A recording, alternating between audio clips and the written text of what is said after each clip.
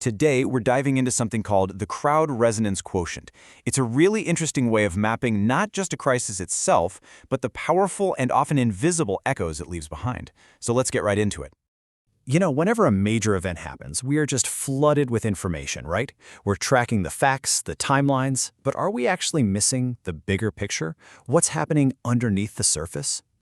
And here's the core problem. Most of the analysis out there focuses on the what and the when. But the real lasting impact, the thing that really sticks with us, is often hidden in what you might call the symbolic aftershocks. It's the feeling, the shared story, that cultural ripple effect. That's what truly defines a crisis's legacy. So, how on earth do you measure something that seems so intangible? Well, that's where a new framework comes in, designed specifically to capture these kinds of reverberations. It's called the crowd resonance quotient, or CRQ for short. Now, think of it less like a camera taking a picture of the event and more like a seismograph measuring its echo, the way it bounces around in our collective mind, in the media, and in our culture, long after that initial impact is over. Okay, so how does this thing actually work? Let's get under the hood a little bit and deconstruct what resonance really means here, and see how this framework breaks it all down. The whole CRQ model really argues that to get a handle on an event's true resonance, you have to measure its echo across three key dimensions. Let's walk through them one by one. First up is volume. This one's pretty straightforward. It's all about the size of the conversation. How much attention is the event getting from the public and the media? Is it a tiny whisper, or is it a deafening roar? Next, we've got velocity. Now, this isn't just about how much people are talking, but how fast that story is spreading. How quickly are the key ideas, the memes, the symbols catching on and going viral? This is what really measures an event's momentum. And finally, there's valence. This is where we move beyond just the numbers and get into the emotion. What's the dominant feeling of the conversation? Is it fear, anger, hope? This is what gives that echo its unique emotional texture. Okay, so we've got volume, velocity, and valence. But theory is one thing. What does that actually look like out in the real world? Let's look at a few examples and see how this framework helps us literally read the echoes of different crises. This chart really shows how different kinds of crises create totally different echoes. So take a violent protest. Its CRQ profile shows super high velocity, but a pretty short volume.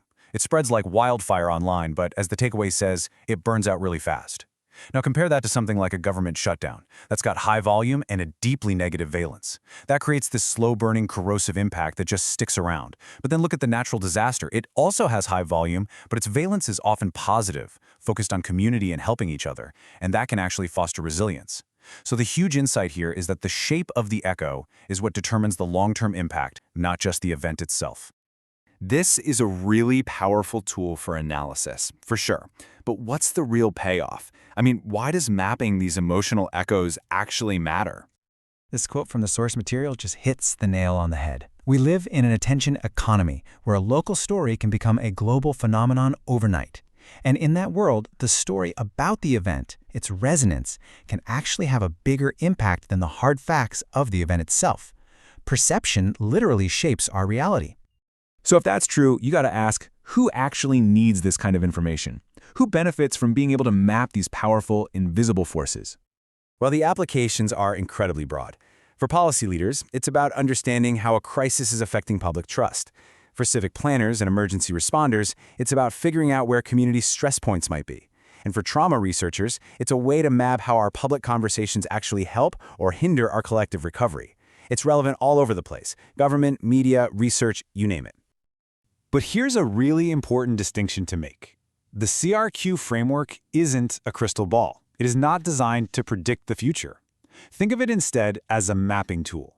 It gives us a structured, data-driven way to look back and understand exactly how an event echoed through society, giving us a much clearer picture of its true impact after the fact. And that leaves us with one final, pretty crucial question to think about. Now that we have these tools to measure not just the facts of a crisis, but its emotional echo, how should that change the way we respond? If we can map the fear or the anger or the hope an event creates, what's our responsibility to address the feeling and not just the facts?